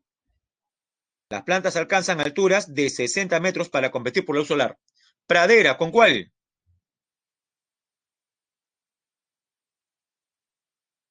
Con la D. Desarrollar sus hojas desde la base. Pasto, pues, ¿no? Tupido. Desierto. Carecer de hojas para reducir la pérdida de agua. Y jóvenes, las plantas en el desierto intercambian las hojas, ¿por qué? Porque si las plantas en el desierto conservan las hojas, pierden agua, pues. Las hojas han sido reemplazadas ¿por qué, jóvenes? Los cactus, ¿qué tienen en vez de hojas? Claro, ¿qué tienen las cactáceas en vez de hojas? Espinas. Eso es típico del desierto. Y el bosque templado, subsistir durante el invierno dejando caer su follaje, aunque eso genera luego incendios forestales. Jóvenes, entonces el sería 1B, 2D, 3C, 4A. Marcamos entonces la letra B. Y la última, jóvenes, durante la celebración del Foro Político de Alto Nivel, evento anual en el que se evalúan los avances de la Agenda 2030, la ONU afirmó que la desigualdad, mire el dato, la desigualdad hace que los pobres y marginados tengan menos oportunidades de salir de la pobreza. En el marco de los ODS, identifique los enunciados correctos relativos a esta advertencia del ente supranacional. La reducción de las desigualdades es un ODS contemplado en la Agenda 2030. Eso es verdadero, ¿no? La agenda plantea objetivos y metas circunscritos a la esfera económica. Solamente la esfera económica, falso. Son tres esferas: económica, social y ambiental. Esta es falsa.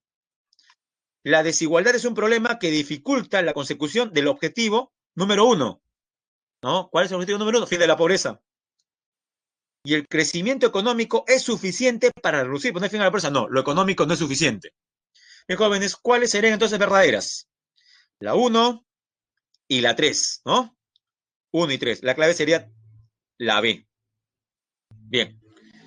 Bien, jóvenes, vamos ahora a subir la presentación de Cívica, que está sencillo y corto, jóvenes.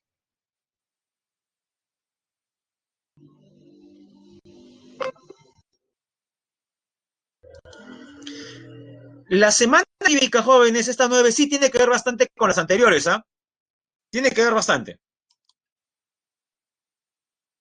A ver, le hago recordar.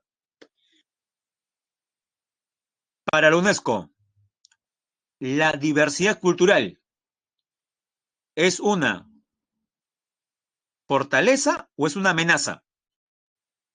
Repito, para la UNESCO, la diversidad cultural es una fortaleza o es una amenaza para los pueblos. ¿Qué dice? No escribir toda la palabra, ponga F o A nada más. F si es fortaleza o A si es amenaza. Muy bien. Fortaleza, fuente de desarrollo. Cambio la pregunta y dígame, ¿los estados en general, los políticos en general, siempre han pensado lo mismo? ¿Que la diversidad cultural es fuente de desarrollo? ¿Sí o no? No. Es más, durante buena parte de la historia republicana de nuestro país, nuestros políticos han creído que la diversidad cultural es un lastre, es una carga pesada que hay que acabar, no exterminando la población, sino propiciando su mestizaje. Jóvenes, eh, usted sabe que hace más o menos 150, 160 años, ¿no? Aunque el plan finalmente no se desarrolló como ellos querían, se favoreció la llegada de colonos desde el centro de Europa con la idea que estos, al llegar al centro del Perú, propicien un mayor mestizaje. Y dado que se creía en esos tiempos, y lastimosamente hay gente que todavía cree que hay razas superiores, razas inferiores, que éstas se mezclan, y la raza superior, correcto, en esta supuesta mezcla, le da a la raza inferior mayores genes, ¿no? Propiciadores de la inteligencia, mayor trabajo y cosas por el estilo. Jóvenes, eso es totalmente desfasado, totalmente desfasado. Era muy común pensar de esa manera hace más de 100 años. Lastimosamente todavía existe un grupo de personas que cree que la cuestión racial hace mejores o peores a las personas. Si no, jóvenes, vayamos pues al video que se viralizó de un joven en Magdalena que profiere insultos racistas a agentes del serenazgo de ese distrito. Que yo me imagino usted al ver eso ha sentido vergüenza ajena que alguien todavía en pleno siglo XXI se exprese de esa manera. Es lo que decía cuando vimos el tema de racismo, ¿no? Que es uno de los problemas que pone en mayor riesgo nuestra convivencia democrática. Y no hay peor situación al respecto que naturalizarla, creer que es algo común o que es un orden natural de las cosas. Porque hay gente inclusive que hasta que defiende el racismo. Y una forma de defender el racismo, indirectamente, recuerde cuál es, negar que haya racismo. Debe haberse encontrado con gente que habla así. No, racismo no hay. Lo que dijo ese joven no es racismo. O lo que dijo la congresista acerca del ex primer ministro Ceballos, acerca de que por sus rasgos andinos, debería irse a Bolivia. En Bolivia se han molestado bastante por esas declaraciones, que claramente son racistas. ¿Ah? Y no hay nada también más racista que negar justamente ese tipo de manifestaciones. Pero bueno, tenía que decir estos jóvenes, dado que tiene que ver también con el tema. Con el tema, por supuesto. Vamos a ver el día de hoy, jóvenes, los aspectos que fundamentan nuestra peronidad. ¿Ya? Y de esa que le digo, uno de los aspectos que fundamentan nuestra peronidad es nuestra rica diversidad cultural. ¿Ya? Vamos a ver también el sentido de esta identidad, ¿no? A la cual pertenecemos y las costumbres y tradiciones. Diferenciar qué es costumbre y qué es tradición, porque a veces se usan como sinónimos. Comencemos. Primero, ¿qué es la peruanidad? Mira, tenemos en la parte superior una danza típica, niños bailando una danza típica, y en la parte inferior, bueno, producto del marketing que realiza nuestro Estado en diferentes tipos de medios y plataformas, el símbolo de la marca Perú, para hacernos conocidos. Peruanidad se refiere al sentimiento de identidad que vincula a los pueblos y los habitantes del Perú. ¿Ya? O sea, peruanidad es la identidad, correcto, que es la que sentimos las personas nacidas en este territorio. Si usted busca el término peruanidad en el diccionario de la RAE, no lo va a encontrar, porque es una construcción nuestra, pues. Profe, entonces podríamos llegar a decir, profesor, sintetizando, que peruanidad es identidad peruana. Claro, es identidad peruana, peruanidad. En realidad, cualquier población podría crear eso, ¿no? No sé si lo habrán creado, pero los chilenos podrían decir chilenidad, la identidad de ser chileno, ¿no? Eh, y así por el estilo, ¿no? Bueno, acá le decimos nosotros peruanidad, es la identidad. ¿Qué más? Se basa en el afecto hacia sus tradiciones, y esto es importante, jóvenes. Si bien eso nos encanta ver cómo nuestros hermanos de Puno o cualquier peruano baila, por ejemplo, la fiesta de la Candelaria, o como en Chincha, ¿no? Y en zonas de Ica y Lima en general, se baila, por ejemplo, danzas afroperuanas. O sea, nos gusta eso, ver y practicar ese tipo de tradiciones. Otro aspecto importante es que estas poblaciones tienen fe en su destino. O sea, profe, ¿cómo es la fe en su destino? Pensar que nuestro futuro común va a ser mejor y las cosas pueden mejorar. Es lo que usted escucha bastante en los medios con respecto al momento en el que vivimos, ¿no? Todos los peruanos, ¿correcto?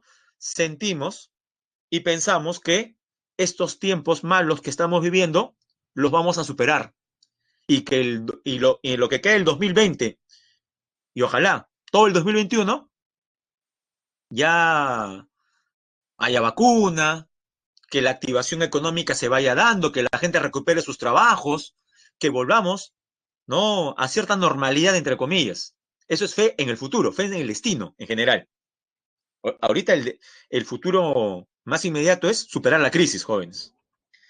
En ella, en la peruanidad, se hallan las expresiones como la cultura y vivencias que construyen la idea de Perú. Pero jóvenes, ¿qué les parece si aterrizamos a ciertos aspectos que fundamentan nuestra peruanidad? Vamos a mencionar por lo menos 6. Primer aspecto que fundamenta, que solidifica nuestra peruanidad, cosa de las cuales nos debemos sentir orgullosos. 1. Revalorar la acción del hombre a través de, subrayo jóvenes, a través de la historia. Jóvenes, usted nace en este país, apenas un individuo nace en este país, ya es parte de esta historia común, con altibajos, es verdad, cosas buenas y cosas malas, pero es parte de nuestra historia. Por eso es que nosotros, sin haber vivido la guerra del Pacífico, sentimos pues todavía como un gran dolor en el corazón que la guerra se ha desarrollado de esa manera, que se hayan tomado acciones por algunos de los políticos, ¿no?, que se han tomado malas decisiones. Usted que ha visto cómo se desarrolló la guerra contra Chile, se percata que no solamente la guerra la perdimos por aspectos positivos de los propios chilenos para ellos mismos, sino también por cierta desunión entre nosotros, rivalidad entre Cáceres y Piérola, por ejemplo, ¿no? Bueno, a pesar que ha pasado, que ha pasado bastante tiempo, no intento aquí, por ejemplo, inocular revanchismo ni nada por el estilo, pero jóvenes, uno ve nuestra historia y nos duele todavía ver el nuevo mapa del Perú. Usted compara con el mapa de la República al inicio, en 1830, 40 y 50, y nuestro territorio era más grande, y lo compara con el de ahora. ¿Qué pasó? Tratados mal firmados, mal negociados, guerras perdidas. Tenemos historia común. 2. Reconocimiento del valor de las ciudades pre- y postcolombinas. Bueno, las postcolombinas se refiere a las ciudades fundadas por los españoles, ¿no? La Fundación Española de Arequipa, de Cusco, de Lima. A ver, una pregunta de cultura general peruana, jóvenes. ¿Cuál fue la primera ciudad fundada por los españoles en el Perú? Tiene que ver con este segundo aspecto, jóvenes, ¿no? Porque la segunda parte dice reconocimiento del valor de las ciudades pre y post. Si no me equivoco, esta fundación se da en el tercer viaje, ¿no? Es parte del tercer viaje de Pizarro. Claro, en lo que ahora es la región Piura. Aunque Pizarro la va a denominar San Miguel de Tangarará. Claro, San Miguel, ¿no? San Miguel de Tangarará. Existe, por supuesto, ¿no? Por supuesto que existe. Pero también pre. A ver, algunas ciudades precolombinas. Profe, Cusco. Claro, el ombligo del mundo. ¿Qué más? A ver, jóvenes, la capital del antiguo imperio Wari. ¿Cuál sería? A ver, ese sería un ejemplo de ciudad precolombina. La capital de lo que fue Wari. En Ayacucho, correcto, ¿no? Provincia de Huanta. Creo que se lo he olvidado. Lo escribo, ¿ya? Iñaque, ciudad precolombina. Ahora, jóvenes, mis tiempos cuando yo me preparaba para ingresar a la universidad, así como usted, en historia se preguntaba, ¿cuál es la ciudad más antigua del Perú? Y como Caral todavía no había sido descubierta, teníamos que responder. O bueno, o sí había sido descubierta, por si acaso, no soy tan viejo. Sí había sido descubierta, pero todavía no se había llegado a la conclusión de que Caral era la ciudad más antigua. ¿Entonces qué respondíamos nosotros? La respuesta era la capital de Nazca. ¿Recuerda la capital de Nazca? También sería una ciudad precolombina. Claro, ¿ven? Muy bien. Cahuachi, Caral, Cusco, Viñaque, ¿no? Chan, la ciudad de barro más grande. Son ejemplos de ciudades precolombinas. Vamos al tercer aspecto. Hay bastante de qué sentirse orgullosos de la historia milenaria que tenemos, no solamente republicana, pero jóvenes, hay que ser francos aquí. Cuando estamos frente a un extranjero y hablamos de historia, inflamos más el pecho por qué parte de nuestra historia. ¿Por la republicana? ¿Por la colonial? ¿O por la prehispánica? Si vimos la historia prehispánica, colonial y republicana, y estamos en una discusión con otras personas de otro país acerca de historia, que mi historia es mejor que la otra, jóvenes, hay que ser francos. Nos sentimos más orgullosos de nuestra herencia prehispánica, ¿no? Es verdad, porque alcanzamos grandes, sí, pues, ¿no? Pudimos alcanzar grandes logros ahí, ¿no? Una gran civilización. 3. Valorar las técnicas de los antiguos peruanos en la agricultura. A ver, jóvenes, de nuevo, los Tiahuanaco, ¿qué crearon para combatir las heladas? Esa es una técnica agrícola. Los Tiahuanaco, también llamados guaruguarus. Ah, bueno, o al revés, ¿no? Muy bien, que lo digan primero en nombre autóctono. Ya, los camellones también, ¿no? Guaruguarus o camellones, muy bien. Otra, y los chimú hicieron chacras hundidas para aprovechar la napa freática. Nombre, con H, chacras rectangulares hundidas para que aflore el agua subterránea. Los huachaques, otra herencia de la cual hay que sentirse orgullosos. O los Nazca, las galerías filtrantes. Profe, canales, acueductos, la andenería, jóvenes, la andenería viene desde Chavín. Tenemos un montón de técnicas agrícolas entonces, ¿ah? Sigamos. 4.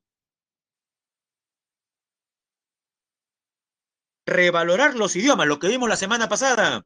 48 idiomas autóctonos existen en el Perú. 4 en la sierra, 44 en la selva. Revalorar los idiomas. Lastimosamente, jóvenes, censo tras censo, ¿qué es lo que está pasando con las lenguas autóctonas, incluido el quechua y el aymara, que son las más habladas? ¿Están aumentando o disminuyendo de hablantes? ¿Qué está pasando con las lenguas nativas? Lastimosamente está disminuyendo. Una de las pocas que está aumentando es el shipibo-conibo. Tal parece que hay que replicar, ¿no?, el plan que se está haciendo con el shipibo-conibo, que ha aumentado por lo menos 11.000 hablantes en 10 años, ¿ah? El shipibo-conibo, pero la mayor parte está disminuyendo. Hay que evitar eso, ¿no? Valorar, practicar y difundir las manifestaciones folclóricas. Jóvenes, recuerden que si sigue disminuyendo, puede ocurrir lo que les mencioné la semana pasada, ¿no? Que finalmente quede solamente una persona hablando, como el caso del tachuiro. ¿Ah? El tachuiro es una lengua que solamente le habla una persona en Loreto, el señor Amadeo García y García, ¿no? Hasta el New York Times hizo un documental. Es raro encontrar a nivel mundial que hay una lengua que se habla solamente por una persona. 5. Valorar, practicar y difundir las manifestaciones folclóricas. Bueno, esto creo que los colegios ayudan bastante, ¿no? Usted debe haber sido parte de alguna comparsa, de alguna danza. Los negritos de Huánuco, ¿no? La danza de los chunchitos de la selva alta, la Candelaria, los caporales puneños. 6. Incorporar el concepto de la diablada, correcto también. El tondero, el negroide. Incorporar el concepto de interculturalidad. Jóvenes, la interculturalidad tiene como base fundamental ¿qué tipo de relación entre culturas? ¿Vertical u horizontal? ¿qué debe primar? Muy bien, también las chachas, muy bien, como danza. Jóvenes, ¿qué debe primar en la interculturalidad, en el trato entre culturas? ¿La verticalidad o la horizontalidad? Verticalidad implicaría que una es mejor que la otra. Horizontalidad, que todas son iguales y se deben respeto mutuo. Correcto, la horizontalidad, no se olvide. Interculturalidad es una interacción. 7. Incorporar a la vida nacional a los peruanos organizados en los llamados pueblos originarios. Si son de la sierra, ¿cómo están organizados, jóvenes? Si son pueblos originarios de la sierra, ¿en qué tipo de comunidades están organizados? A ver, recuerden, en la sierra, comunidades practican todavía la minca, el aini. Comunidades, ya hay dos alternativas, jóvenes, nativas y campesinas. Las que están en la sierra se llaman comunidades nativas o campesinas. Eso sí ya debe, sobre eso ya, muy bien, campesinas, campesinas. Y las que están en la selva y proceden de las tribus, ¿cómo se denominan? Las que son de la selva, campesinas en la sierra, y en la Amazonía se llaman comunidades, correcto, no se olviden, nativas. Por lo cosas en común, propiedad comunal de la tierra, usufructo común.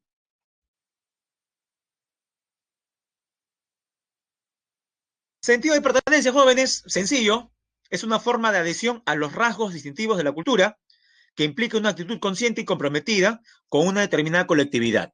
O sea, no solamente es sentirse parte de un grupo, sino hacer las cosas para que este colectivo mejore en cuanto a nivel de vida, en cuanto a convivencia. Por la derecha tenemos, se produce cuando la persona siente que forma parte de algo más grande que ella y reconoce al resto de integrantes de su grupo como iguales, como hermanos, a los cuales hay que respetar. La identidad nacional es promovida por los organismos del Estado, el Estado es uno de los principales propulsores, las instituciones civiles y los medios de comunicación. Y luego, jóvenes, tradiciones y costumbres. Eh, Nos quedan pocos minutos. Ya. Antes de dar con las claves e ir con la encuesta, jóvenes, recuerden un dato. Lo resumo. Tradición, tradición, como dice la teoría, es una manera de pensar o comportarse, hacer algo. Ejemplo, las festividades. Las festividades, las fiestas son tradiciones. ¿Y qué es la costumbre? La costumbre dentro de la tradición es la forma como se practica el uso, por ejemplo. Pero, profe, no entiendo. Ya. A ver si me está entendiendo. La Navidad sería una costumbre o una tradición. La forma como festejamos la Navidad. ¿Qué dices? ¿Una costumbre o una tradición? La Navidad. No, jóvenes. La Navidad, al ser una fiesta, al involucrar una serie de aspectos, es una tradición. Tradición, sí. Ahora, qué es una costumbre en la Navidad? Por ejemplo, armar el nacimiento. Ah, profesor, entonces, ¿qué significa? Que en el futuro, podría haber un cambio en la costumbre, pero conservando la tradición. ¿Cuál es? Que de repente acá a 20 años la costumbre sea no armar nacimientos, sino, bueno, reemplazarlo por otra cosa. Pero el hecho de que se cambie la costumbre no implica cambiar la tradición. La tradición es mucho más amplia. ¿Ya? La tradición es mucho más amplia. La costumbre es una práctica dentro de la tradición. Luego vamos a ver la diferencia con una pregunta del jalapato. Hay una fiesta llamada jalapato. Y jóvenes, antes de resolver la pregunta del jalapato, de repente alguno conoce qué es el jalapato. Sí, ya se imagina. Cuelgan un pato en un arco y un jinete corre a gran velocidad y tiene que despedazar al pato, jalarle. Terrible, ¿eh? Pero bueno, antes de explicar sobre eso, vamos a la encuesta, jóvenes. Nos quedan 2 minutos. A ver, ahí va. Ah, recuerde, la tauromaquia, ¿correcto? También es una tradición que yo considero que deberíamos variar, ¿no? La corrida de toros, por ejemplo, ¿no? La corrida de toros es una tradición, donde lastimosamente muere el toro. Yo soy de la idea que se sigan corriendo toros de repente, ya muy bien. Disculpe, todavía no he pasado. Ya. Yo soy de la idea, por ejemplo, que sigan habiendo corrida de toros, pero que no muere el toro, pues. Que el torero demuestre su destreza, que haga una media Verónica, una Verónica completa, que demuestre, por ejemplo, que puede driblar al toro. Muy bien, pero que no muere el animal, pues, desangrado, en medio de la arena. Eso es terrible, eso es terrible. Profe, entonces, ¿qué se podría hacer? Bueno, simplemente no reemplazar, por ejemplo, las varillas con algunas de repente que sean retráctiles, ¿no? Y se queden pegadas o marcadas en el lomo del toro. O sea, que no le hagan daño. Y así se conservaría la tradición de la corrida de toros. El toro va a seguir corriendo, pero ya no muere, ¿no?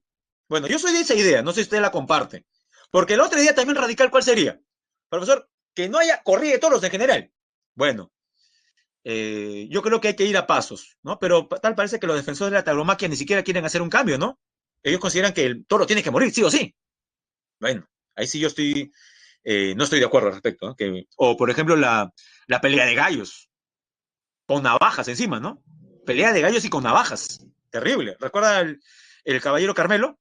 De repente se puso a llorar, ¿no? Cuando leyó el cuentito. Bien, jóvenes, ahora sí vamos a las preguntas. En su boletín, jóvenes, en su boletín, contra Giseco, ¿no? Claro, contra Giseco. Ahí están las festividades jóvenes, esto lo puede ver en su boletín, Costa, Sierra y Selva. Preguntas.